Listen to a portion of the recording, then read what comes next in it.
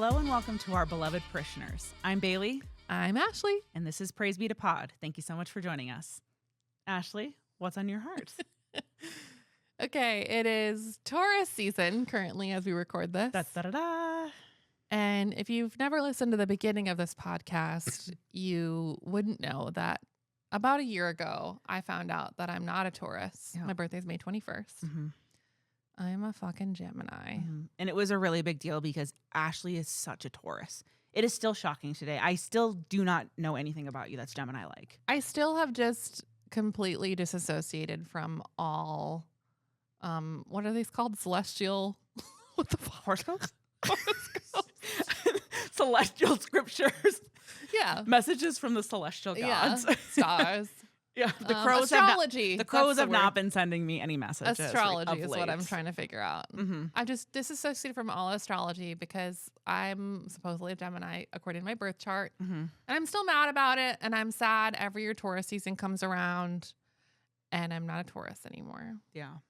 And now I'm just a Gemini like Jacob. Well, so I really like Tauruses and I also really like Geminis. My nephew's a Gemini. Yeah, because we have the same fucking birthday. Yes, so fun. I understand probably because you had your identity rooted in that for a long time. And Tauruses are really Like fun. anyone who knows me, I'd be like, guess my sign. They'd say Taurus. Yeah. How long did you think you were a Taurus? Because maybe Till last year. but like when did you first start getting into it? Like astrology. Yeah, as a teen in 17 magazine. Yeah. Well, now I'm wondering if astrology isn't real because you thought you were a Taurus and then it's like you stepped I in manifested to it. being a Taurus. It was my destiny. And then it was like a false prophecy. Yeah. And then you like manifested it. And also, it's kind of mean to be a Gemini because, like, I'm an only child, and that is a childhood wound. And I'm not a twin, and I wish I was. I wish I had a sibling. I wish I was an only child. And then I'm a Gemini. Mean. Mm-hmm. Yes, they're very social. I'm all alone, like a Taurus. Mm-hmm. I have Taurus in the 8th house. So, like, the 8th house is the house of, like, life and death and the occult and then sexuality. And apparently, if you have Taurus in the 8th house, it means you're really horny. So, every time I say I have Taurus in the 8th house, people are like, and I'm like, please leave me alone, you nasty creature. Okay, what about you? What's on your heart, you pervert? Oh, yeah, I've just been thinking lately, I don't know if I believe in God anymore. Okay. You know, and I'm only Normal. half joking. Yeah. So, like, one of the cool things about deconstructing Christianity is that you no longer believe you're going to hell if you change up your beliefs or you don't believe the correct thing. So I don't really hold fast to anything for, like, super strongly. And I've just been having a lot of doubts lately about a lot of the spiritual stuff that I had been believing because, I don't know, I'm starting to think that maybe it was a little bit of a projection from when I was evangelical, like always looking for signs and wonders, like in the episode we have with Jubilee, and or just like a lot of the things I believed, I just am now wondering if maybe I conjured them myself. And so I'm just like really wrestling with that right now. And I kind of just don't really feel like I'm seeing God move like at all. And also, if God is real, he's kind of doing a really bad job. Yeah. Like, it's like either you're not real or you suck at your job. And also, like, I just no longer feel the need to be, like, pursuing God. Like, I always feel like I'm having to, like, search for God and things. And right now, I just need to take a step back and play hard to get so he comes to me. Like, if you want me to believe in you so much, why don't you do a little dance for me right now? Yeah. Yeah. Why don't you pull down your pants and get on this table and do a little dance for Bailee? Why does Kitty have pants on? Whoa. Jacob, it's fine. There's It's Tauruses in her it's 8th written house. into our contract. I can't be held accountable for Taurus in the 8th house. Your Honor. Your Honor, she had Taurus in the 8th house. Can you imagine? Yes. Amazing. I'm surprised that hasn't happened yet. Yeah. Anyway, so I'm just kind of like, I am somebody who I'm a little bit of a pursuer in life. I like to get what I want. And right now I'm like, okay, well, I guess I just don't want God anymore. So if he wants me so bad, he can come and get me. Oh, well. Like right now I'm just gonna kind of be like living like he doesn't exist. And I'm not gonna be operating on inner wisdom. I'm just gonna do whatever I want to do. I'm gonna be a hedonist. I'm going to eat lots of sugar and candy. And I like that. Yeah, I'm gonna do that. I'm gonna like swear, and I think I'm gonna start lying to people. Wow. Yep, and deceiving. So like not believing in God has to do with your values? Yep. It's interesting. That's something that I deconstructed to not be real. Yeah. I don't know. I'm having a lot of value shifts too. But Okay. anyway, I don't believe in God anymore, but that's just like a temporary thing. It might be different next week. It changes every week, but it doesn't really matter because like none of this really matters at the end of the day. It's really just what you want to believe. Okay. Anyway, I'm good. All right. Next. Perfect. Okay, we have a new segment, and it's called Forgive Me, Lord, for we know not what we do. That's actually a great title for this. So a while ago, we did 2 Amish episodes in the midst of my history crisis. I don't know. Yeah. Well, you were interested in like church history Yeah. because it was really important, like the learning about like the Puritans and like the founding fathers and the things that like brought us to the values we believe today. So 2 of the segments were about the Amish. Yes.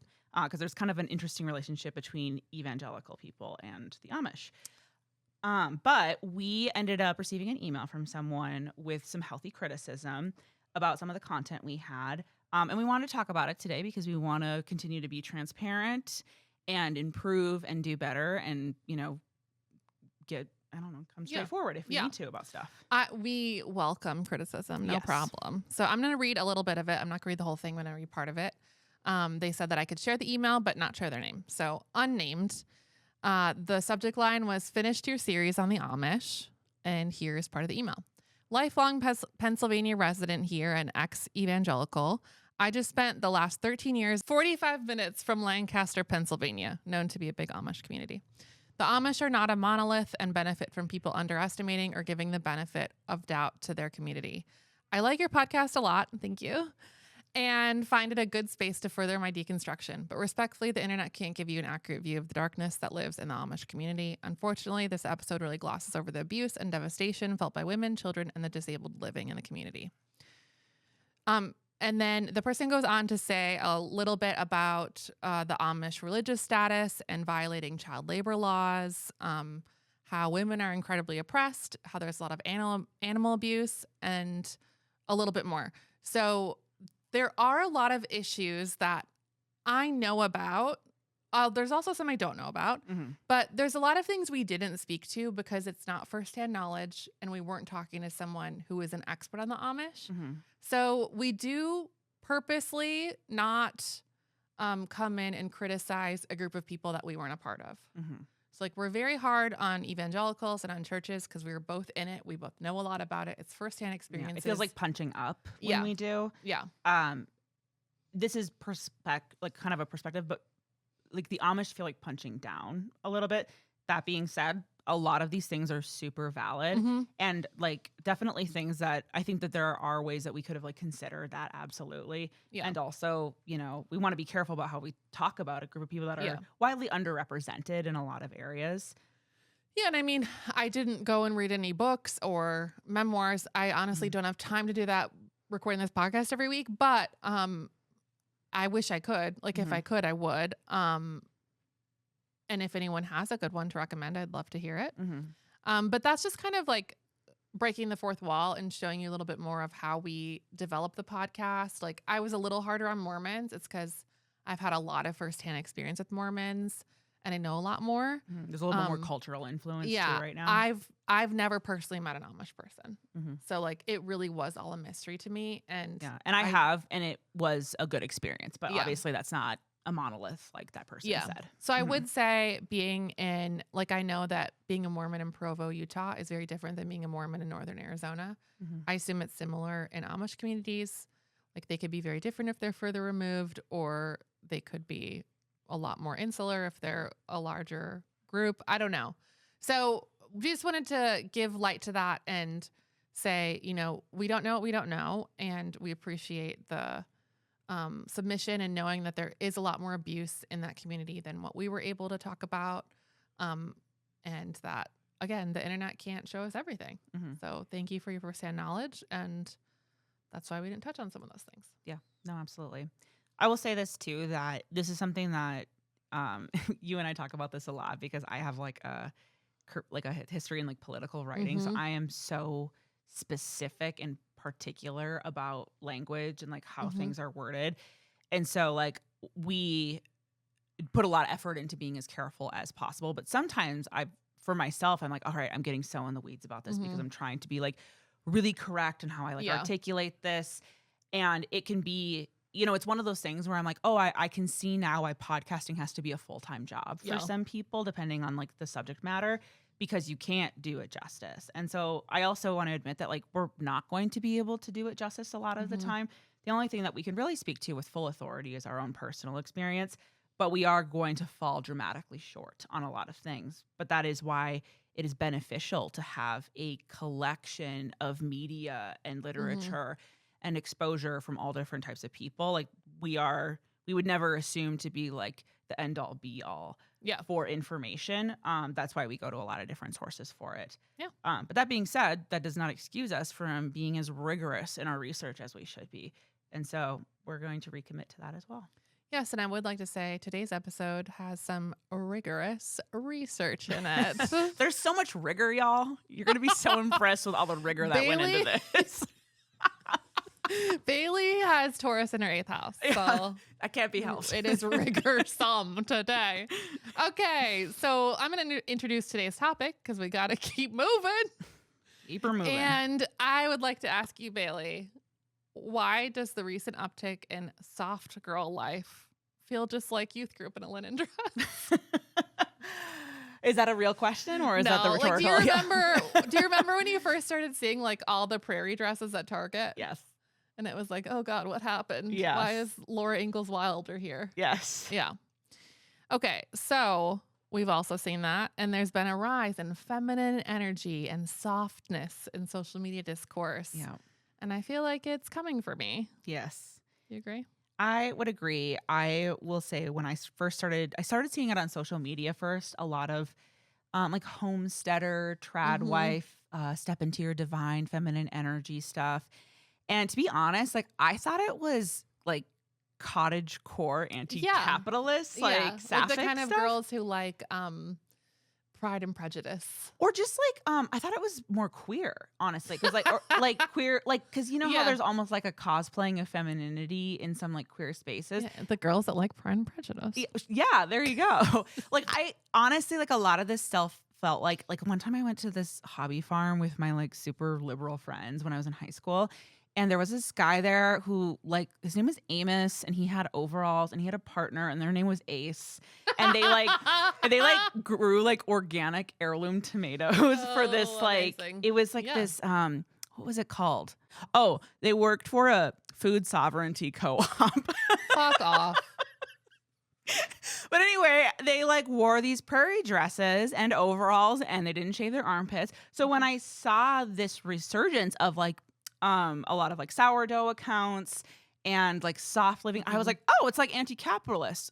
I love it. Like, that's so great. Yeah. So I got like kind of into it because I was also just like sick of working all the time. I had a really demanding job and I was like, fuck, I want to get into my soft girl life and I want to stick a middle finger to the man and like quit my job and live off the land. So like, that's what I thought that was coming from. And maybe some of it was, I don't know. Maybe. I do think some of this, I like, that kind of stuff can be like hippie, but it can also be the same stuff that was like shoved down my throat to be, to have feminine energy and be kind and gentle and soft and like all these things that I'm not with my personality. And that I had to be this like perfect biblical woman. Yeah. And that was how that was seen.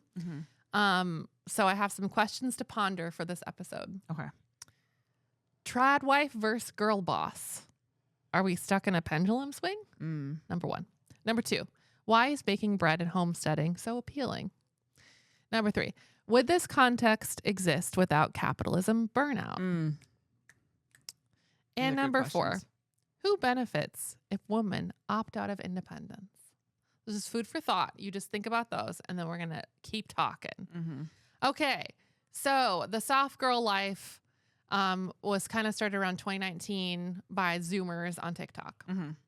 And it's hyper feminine aesthetic, emotional softness, that like really glowy filter, you know, really beautiful light. Yep. And it was kind of a reaction to like burnout and hustle culture. And Yeah. like Zoomers did not go for it. Like they did not go for like the millennial girl boss bullshit, like gold glitter cup. They were Yeah. like, nah, I'll just stay home. Yes. This is also when like dewy makeup started doing a resurgence, or having Yes. like a sun-kissed look Uh-huh. to you, which like also coincides with like fear mongering around sunscreen. Yes. Like a lot of so then also like the carnivore diet started really taking off, where Mhm. people were only eating meat. They weren't eating you shouldn't eat sunscreen. They weren't using sunscreen. They Yes. weren't eating seed oils of any kind. Mhm. So it was this like live off the land, but in like a libertarian way. Yeah. Like it all came around, but aesthetically had some like similarities, but it was this return to like Yeah.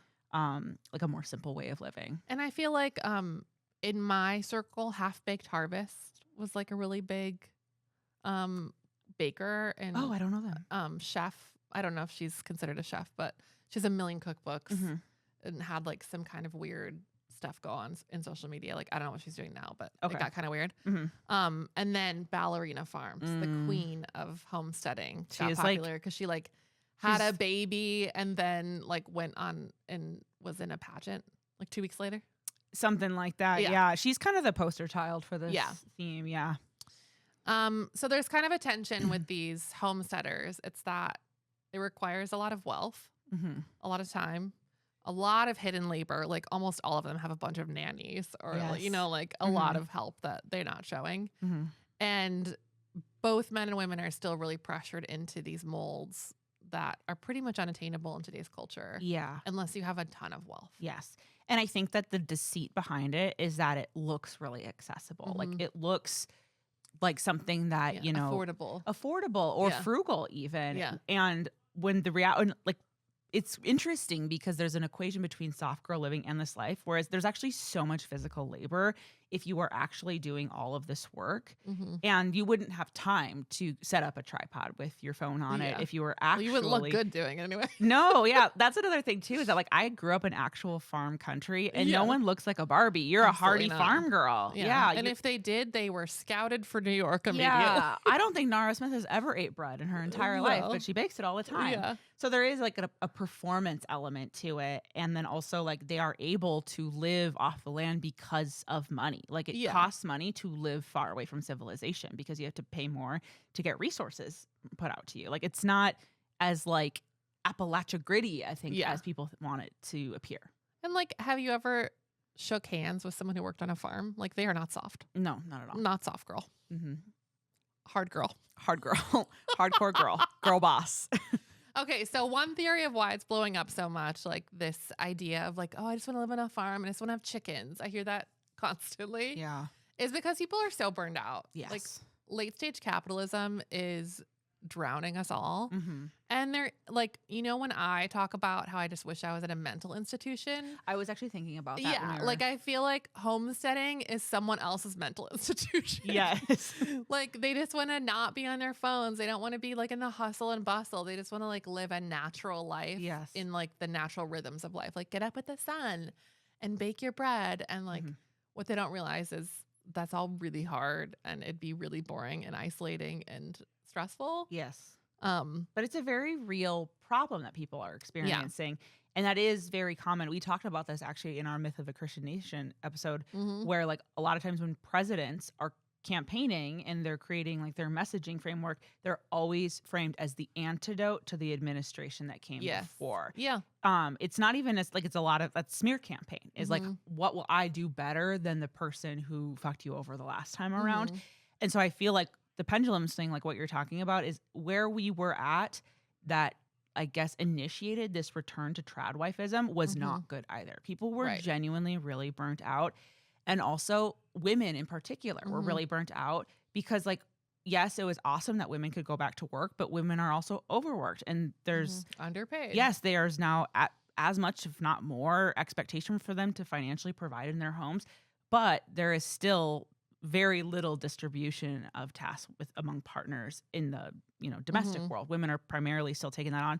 So women were genuinely exhausted. But I think it was framed that like feminism was the enemy to that, and that it would be better if we returned to more like traditional archetypes where women stayed home and men worked, because then there would be more equal distribution of labor, Mhm. which is like kind of true in some sense because like women are having to do literally all of it now. Yeah. And so like it felt really nice to have some of these responsibilities finally offloaded to men who were presumably doing nothing in a lot of these homes. They were being raised by their wives. So of course they're like, been yeah, there. get this guy. Yeah, like get this guy to work so I can like I'm doing all of the housework in general. So why don't I just keep doing that? And then he takes on like if you're not going to help me at home, then you need to do all of the breadwinning. I get why that's appealing. If only we could find enough trad husbands to support these trad wives. Yeah, like they all want someone to make them bread, but they're not willing to go out and get some bread. Yeah, that's another point too to like how this is a framework that is mostly unattainable for people. Yes. Is that if I know so many women who would love to have this, but have yet to meet a man who can actually sustain this kind of life. Yeah, like, you know, I hear about people dating all the time, and it's hard to even find a man who has a job or doesn't live with their parents. Yeah. So how are you supposed to have a trad wife? Yeah, I don't know. And like also like there's a lot of weird expectations on men too that are like not like there's this expectation that like men are supposed to like pay for everything too, which is like also something only wealthy men can do, especially like in today's like I get doing like first few dates as like a courtesy because of like the women are risking a lot more to go on a date, but having these expectations that like men pay for everything is also not really sustainable today. Like people do have to share financial like burdens a lot more. So like no matter what angle you're coming at it from, this is just it doesn't work for anybody, men or women, and it forces you into like unsustainable roles. Yeah. Okay, so I read an academic article. Good for you. In the journal Feminist Theory. The title is The Rage of Tradwives, Effective Economies and Romanticizing Retreat. Okay, this is from last year. So this is a quote.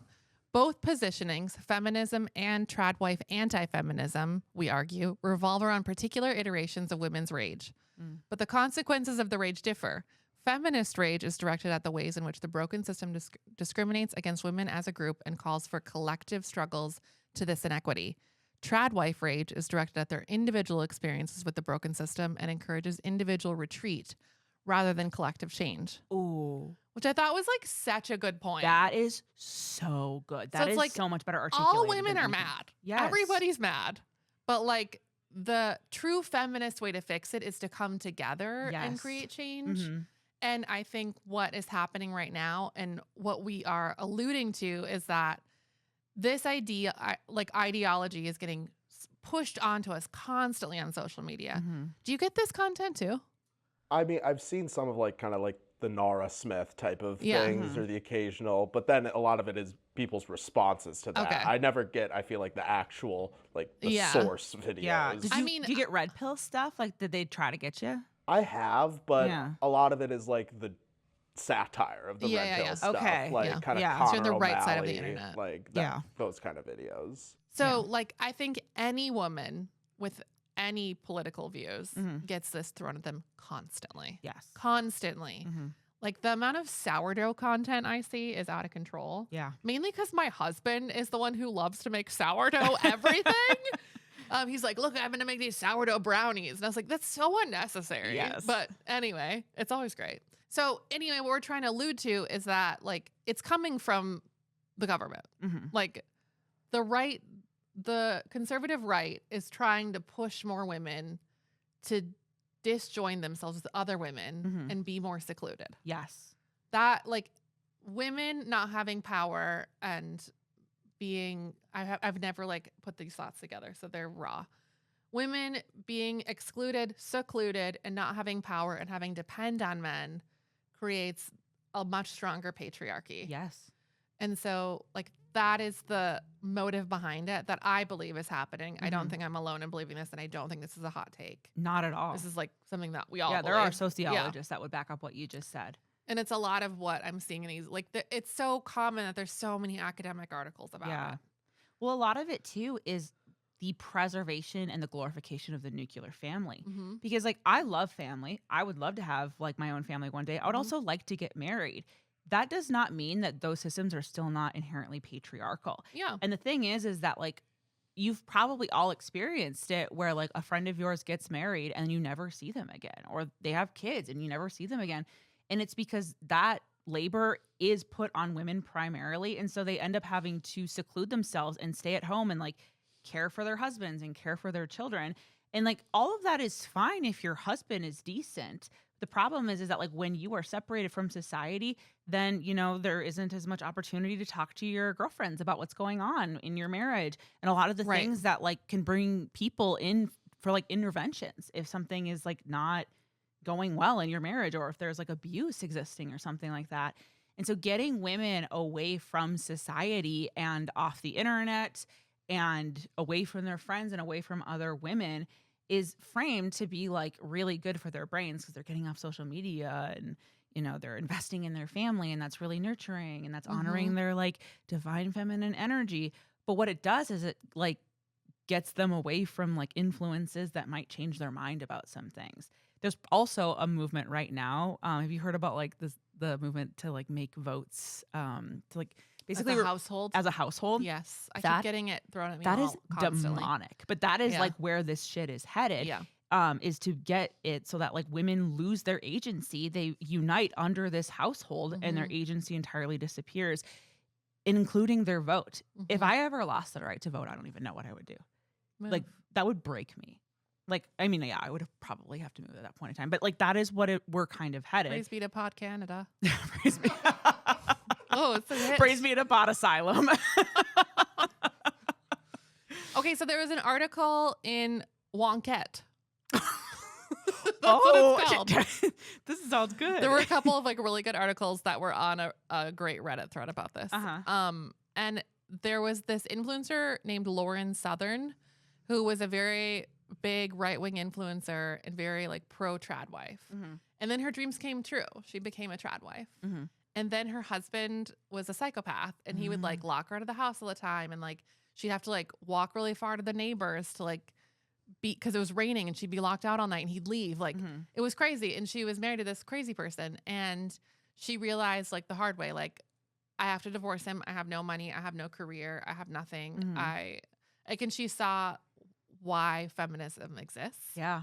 In real life and in real time. And she's still like a racist piece of shit, but like she got to understand it firsthand. Yes, why those protections are in place. Yeah. Yes. And I think that's something like I understood firsthand too, is that like no matter what, I always knew I could leave. Yes. Like I never felt like I have to stay in something that's bad. I think that's the trickiest part, and we've already like beaten that dead horse. So this is more about like more than like the women's place one that we had a couple weeks ago. Yeah. It's more about like this is coming for us from the top. Yes. And it sounds nice at first, which it's very deceptive. Exactly. Like I said earlier, I mistook it for leftist content. Yeah. And it will start with like beautiful aesthetics and like a slow morning routine and like feminine energy and slow living. And then all of a sudden it's like men lead, women rest. Yeah, like throw out your birth. What's happening? Your birth control is poisoning you. I'm honestly seeing so much anti-birth control stuff. Yes. And it's really coming from the Mormons. Yes. That is like a big movement too. And it's tough because again, it speaks to the, like a lot of women are struggling with the impact that birth control has on their bodies. It's not easy. There is not as much funding and care that goes into like research on women's bodies. Yeah, that is a very real problem. And also, like, getting rid of your birth control isn't the answer to that, because birth control is also what liberated women in many situations. And being forced to give birth is also barbaric. Like a lot of you've probably seen this in a lot of like tradwife culture. Like they have so many babies, and when that happens and they're not using birth control, they also have a lot of miscarriages. That is traumatic. That is deeply traumatic to your body. And like to force women into those situations and to be like always available to your husband is barbaric. Yeah. And I think that a lot of the far right tries to accuse the left of being barbaric when it comes to reproductive freedom, because we're pro-choice and, you know, baby killers, things like that. So they always try to make these proposals look like a more gentle approach to femininity. Like, oh, that birth control is ruining your like hormones, abortion is barbaric, like all these terrible things, so that they can get you entrapped. It's kind of like The Handmaid's Tale. Yeah. Where they're like selling this like, oh, it's like, you're going to love this. It's beautiful. Like, motherhood is like the greatest gift you can ever had. And motherhood is awesome. But If like, you're choosing feminists are not Yeah. the antithesis to like, Exactly. they are not against motherhood. They are for motherhood on your terms, in your agency and your autonomy. But there's been this like false pit against the other. And it's like basically making women give up their agency and autonomy because they don't know like what they're losing when they do that. Yeah, I mean, it's just a little bit too much deja vu. Like, there's a lot of season of life language, a lot of anti-independence framing, and very big glorifying domestic roles. Yes. Like, glorifying, like, a clean kitchen and, you know, like, sweeping, like, lots of aesthetic sweeping. Yes. Like, it's crazy. Yes. And it's like, why are you 21 and you're so obsessed with sweeping? Yes. No, it's bizarre.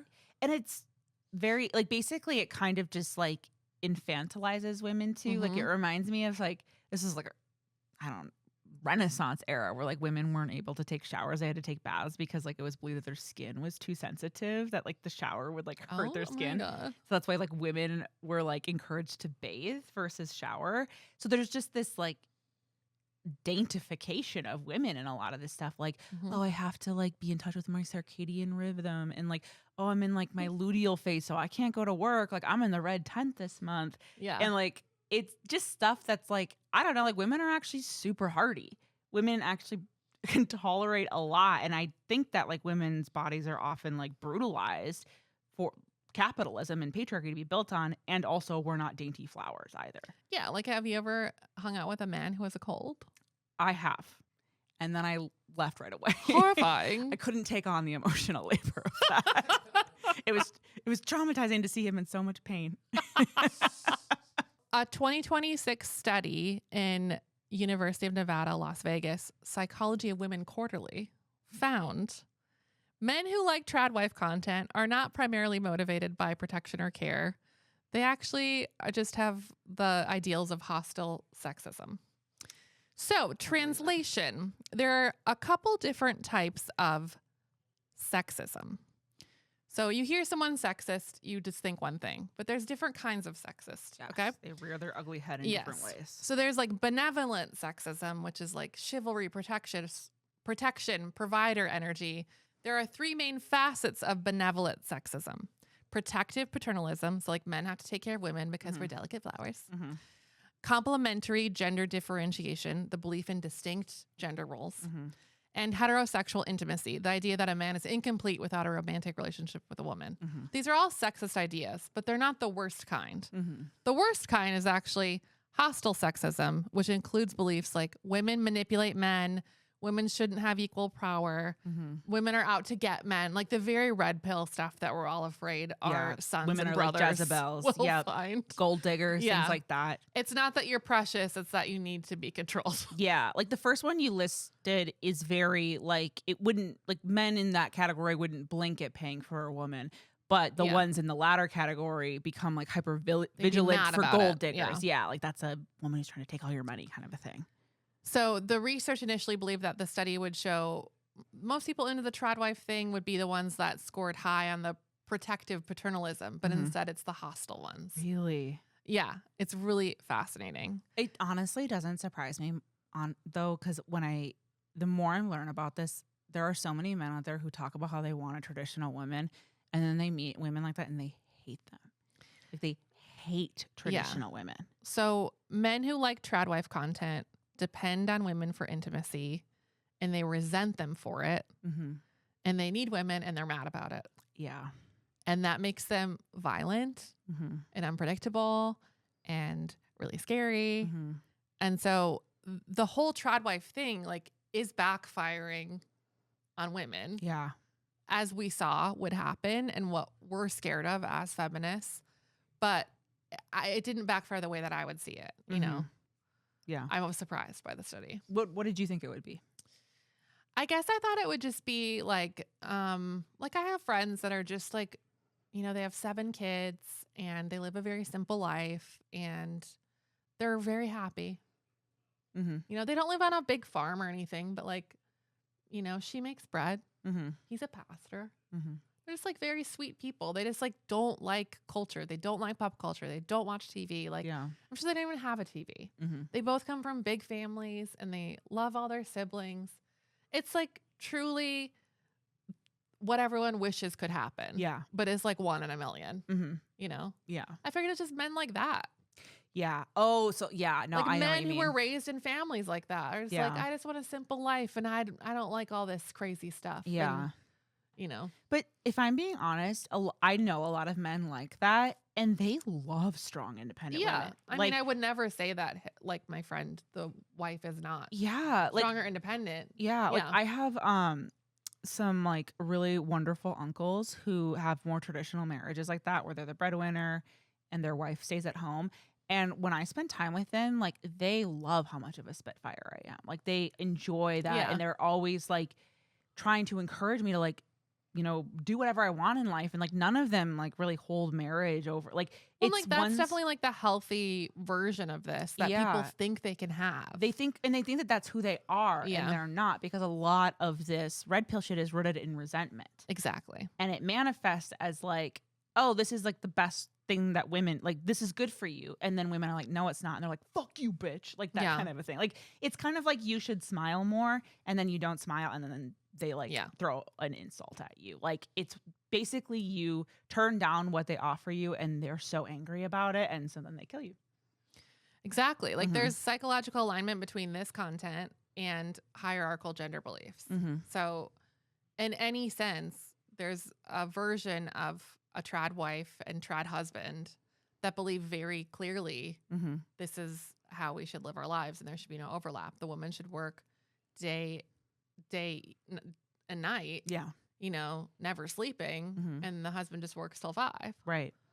But his work is just always inherently seen as more important and more laborious. Yeah. So when he comes home, he needs rest, and her labor is mostly invisible. Yeah. So like unpaid. It's unpaid. And so in their minds, they're like, well, she can continue to do that well into the evening, but he can't do that because he's been working all day. Yeah. But that's the difference, is that like what men are perceived to do is respected inherently.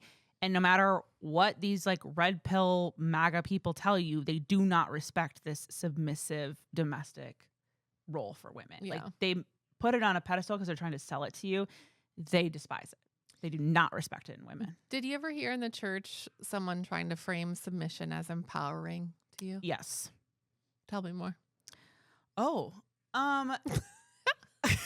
yeah. So I think something that I heard a lot was that women need to let men lead, and that they'll find, which is funny because all I see are women begging their husbands to take a little bit more initiative. Please. Like, I don't know any woman who is stopping her husband from being a leader. Like, some women will stop their husband from making bad decisions, but like not inherent leadership. But I was told that, you know, inevitably as a strong-willed woman, I was going to want to dominate my husband, but that if I just like took a beat and like was submissive, he would step into this like divine role and he would just bloom, and that would be the best version of that. It was kind of framed to me like, if you're at work and you have a supervisor, things are going to run a lot more smoothly if you just listen to them versus trying to be the boss. And you're going to grow in your gifts and your talents. Yeah. And like, you're going to benefit the company more, and you are going to have a better experience at work if you understand why the hierarchy is in place. So yeah, it was just framed that I would have like that helper like mentality, or that contribution I could give my husband was going to make our family flourish more. Yeah. What about you? What were you told? Yeah. I mean, I remember getting married the first time and getting a lot of books about submission. Yeah. And I was like, well, that'd be great if I had someone to submit to. Right. I've never like, I will submit to a good idea. Sure. I'm not like my ego isn't so strong that I will, you know, just resist for the sake of resisting. I just need a man to give me one good idea, and then I will. But they're not very good at that. Like my current husband makes dinner every night. I submit to whatever he serves me. There you go. That's so submissive. And then my job's to do the dishes. That's the deal we've struck. Yeah. I think fair. Yeah. I think Far from tradwife. Yeah. But no, you're just like, he has that gift. And so you're like, all right, yeah, you take the reins on that. And he knows if I was by myself, I'd literally eat nothing or like crackers. You would do like girl dinner. Like I just don't have the patience to cook. It's too boring to me. Mm-hmm. Yeah, I think that was shoved down our throats a lot, and that sounds nice. Yeah, but it's not reality. no. Not at all. And I think there's like a very slippery messaging when it comes to this ideal is like, you should rest. You're really tired. Yeah. And then you should slow your life down. Mhm. And then you should just embrace being soft. Yeah. And then these roles. And then, by the end, you're like, oh, I don't need to be independent. I don't need to vote. Right. No problem. Right. I'm just a little lady who's soft. Yeah. And like, What do I know? and being a stay-at-home mom is not inherently like, I think that there's risk, to it. And I think that anytime you engage in any endeavor, you should know the risks. Yeah. And so a lot of like feminist content gets criticized as like hating stay-at-home moms. And it's like, no, I just want you to be aware of the reality that when you give up and all of your financial agency, you are at the mercy of somebody else's benevolence or malevolence. And if you want to secure safety in your life, you can do that by also having like your own money. And any man who actually loves you is going to be okay with that and is going to want you to have that safety net. Exactly. And like, yeah, that's kind of a big thing. Yeah. I want to talk about something too, about how like some of this stuff really directly impacted me. Yeah. So I admittedly kind of fell into like the divine feminine energy trap a little bit when it was marketed towards me. So like Ashley said, this stuff really started to come about at the end of 2019. And I had just gone through a breakup. And then I went immediately into the pandemic. Mm-hmm. And that was like 2020. And I was, in the pandemic for several years, obviously. And I had a lot of friends at that time who were married and partnered and living with their significant other. And they had somebody to go through the pandemic with. And I was all alone. Like there were times that I literally would not see a person for 2 weeks. Yeah. And that fucked me up. Yeah. It broke me. And so this type of content really my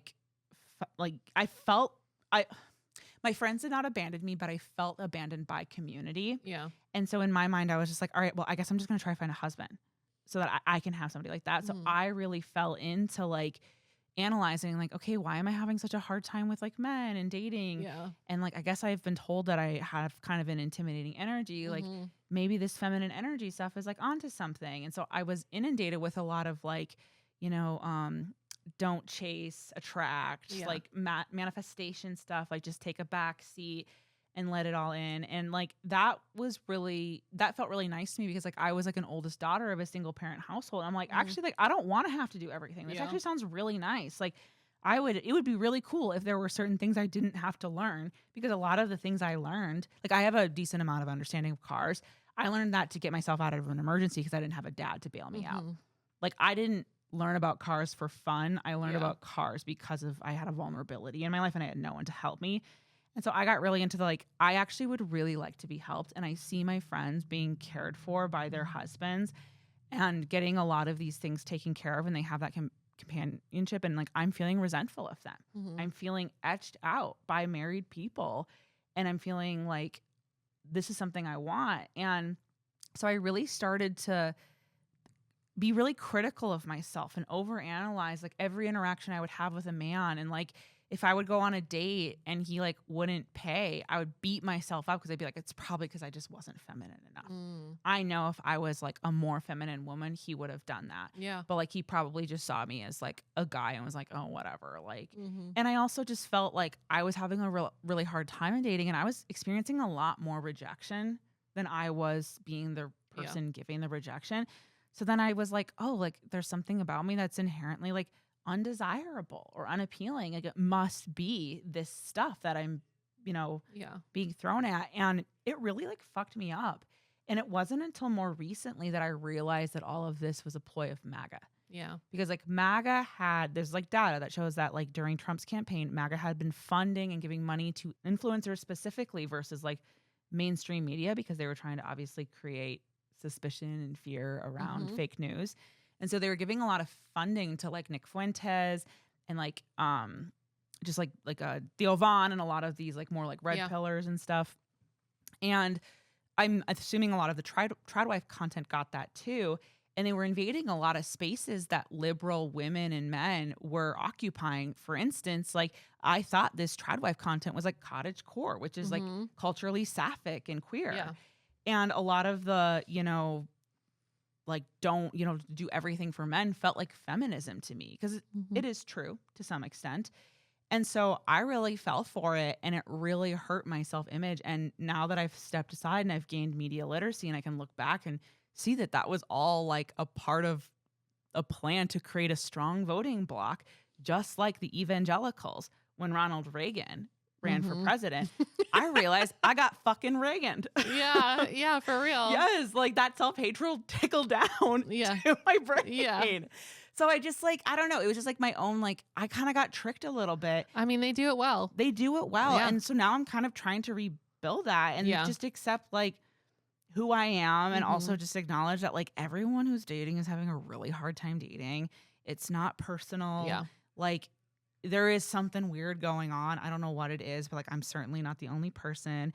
It's not because I don't have enough divine feminine energy. It's not because I didn't make enough bread. It's not because I have a job and can take care of myself. Right. Like those are good things. Yeah. Those are adult things. And being a woman is not about infantilizing yourself.